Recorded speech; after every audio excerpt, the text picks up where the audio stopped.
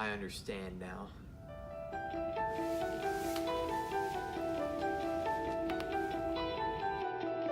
Inexcusable incompetence, an unprecedented amount of misunderstanding of the source material, style over substance.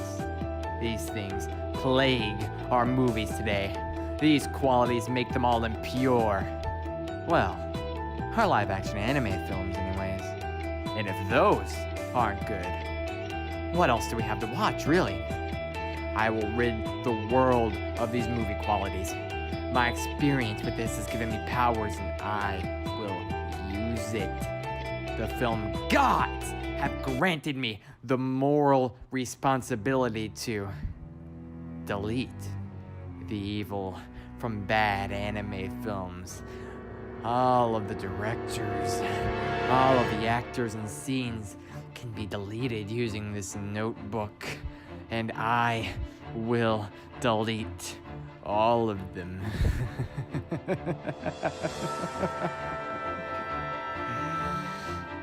Delete.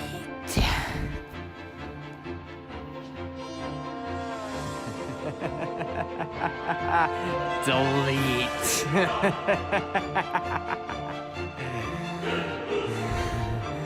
Delete. Delete. Delete, delete, delete, delete, delete.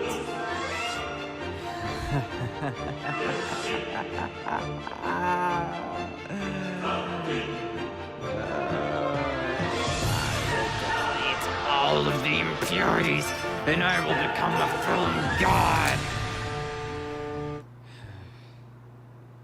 How's it going, guys? Satire Goat here. Welcome back to Satire Goat. You are watching the worst of Netflix. A series where we look at the worst movies on Netflix to find out which one is the worst. This episode we're doing something a little different because I had a premonition, as I believe you say it, just a couple of minutes ago. I decided to rewatch a movie that I have a very special history with. I am very much a fan of the source material of this film, and I disliked the film quite a bit when it came out.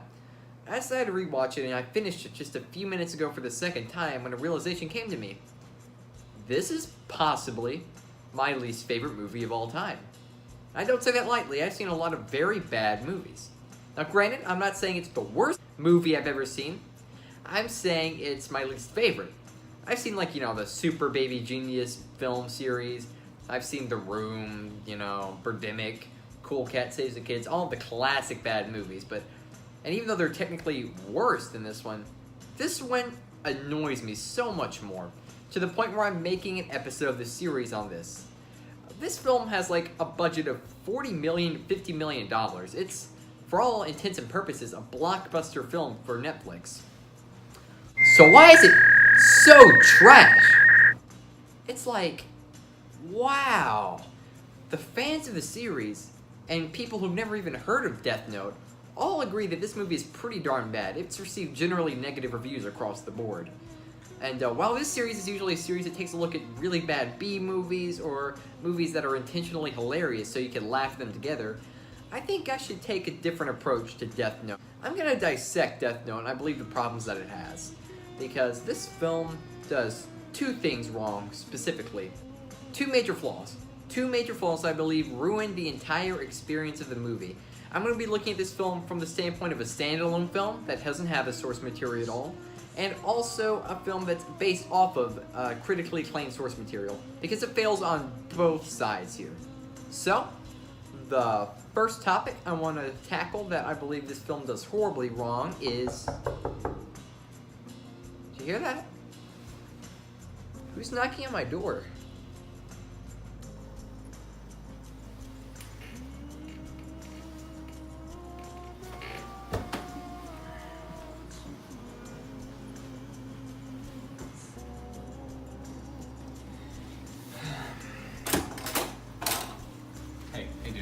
Listen, I'm your next door neighbor.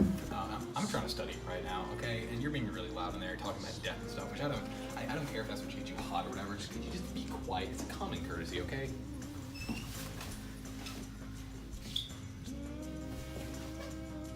It's not understand. Not understand what? Of course you don't understand. You don't know what I've been given. Oh, what have you been given? How could you understand if you don't know? What have you been given? Tell me. Look at these hands, man. What do you see there, huh? A sad, lonely night. See, that's where you're wrong, huh? These powers were given to me. I am the maker of film. I am the destroyer of film. What have you ever made and destroyed, huh? Fucking Hot Pockets? If you don't appreciate my art, man. Exactly. Get the fuck out of my face.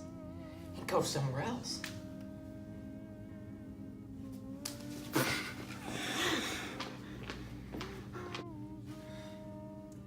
Be still, my heart.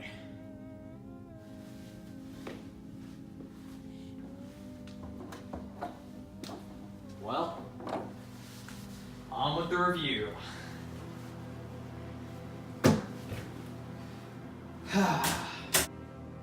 What a bizarre and seemingly pointless encounter. Well, back to the video. Let me get this shit off! Anyways, the first topic that I'd like to tackle is that I believe the most disrespectful and the worst thing that this movie does wrong is the fact that it changes too much of the source material while simultaneously not changing enough. Let me explain. So, the Death Note is an adaptation of an anime series and also a manga series where the character Light Yagami is a super smart kid who gets a notebook sent down to him from the heavens that he can write the names of people in and kill them efficiently. Simultaneously, there's also a cat-and-mouse chase story where a detective is trying to catch him. It tackles topics and moral ideals such as what's really good and evil. You know, should someone have the moral responsibility to kill people and take out the scum of the earth if they possibly, had the ability to? And the movie is only an hour and 41 minutes long. So I was obviously expecting some changes in this film. I was expecting it to change some of the source material, perhaps make it quicker. What I did not expect was that they would change the entire basis of the film.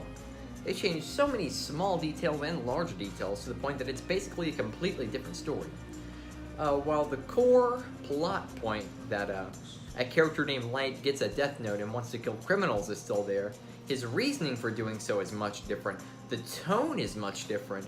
A lot of the character motivations are much different. And honestly, it all muddles together in this weird fashion that's still trying to keep in sync with the original series, but ultimately it does too much different to, match up with the series.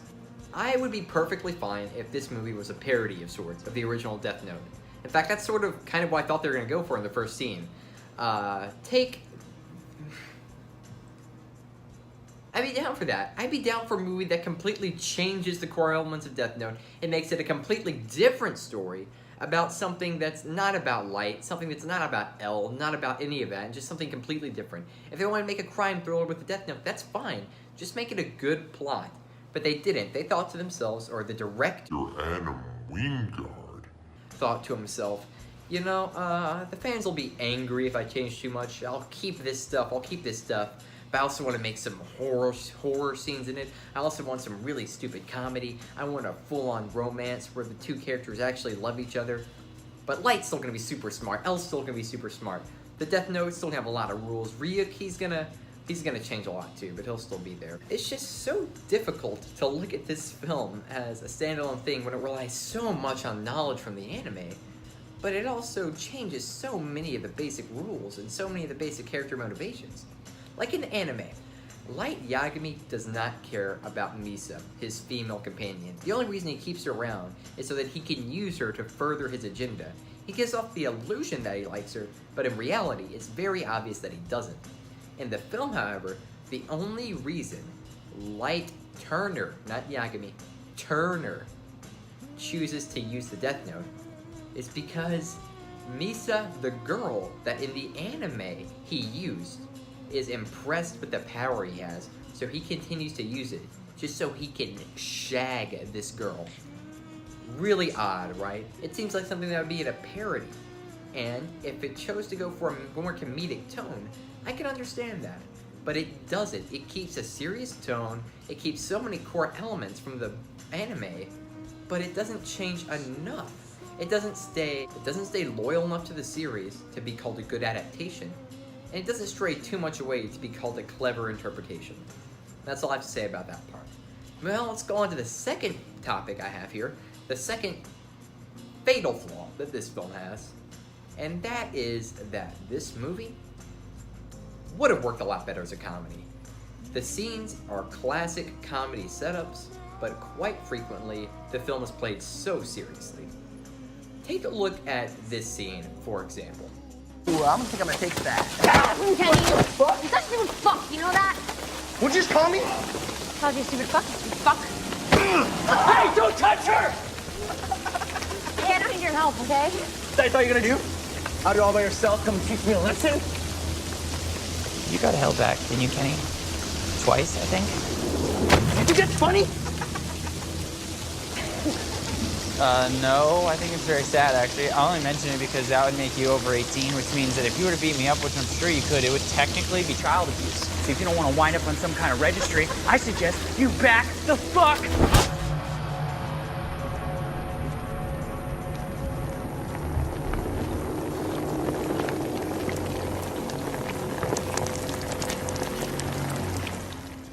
And this scene is something that, once again, you can almost see in a parody of Death Note. Light Turner goes up to these bullies fighting a kid, and he's trying to outsmart them. He's like, what's something smart I can say so that the audience knows I'm smart and so that the bullies are terrified of me? He says the dumbest shit about like, I'm 18, so you're 18 and I'm not, so if you attack me, you'll go to jail because of adult. It makes him look slimy, it makes him look cowardly, and he just gets decked in the face in a scene that has perfect comedic timing. But the only thing is, this is supposed to be serious. This is supposed to seriously convey how smart this kid is. And then you have like serious scenes of like him screaming, his famous scream, which is not only not in line with his character from the anime, or it's embarrassing. It's supposed to convey fear, but it's freaking hilarious.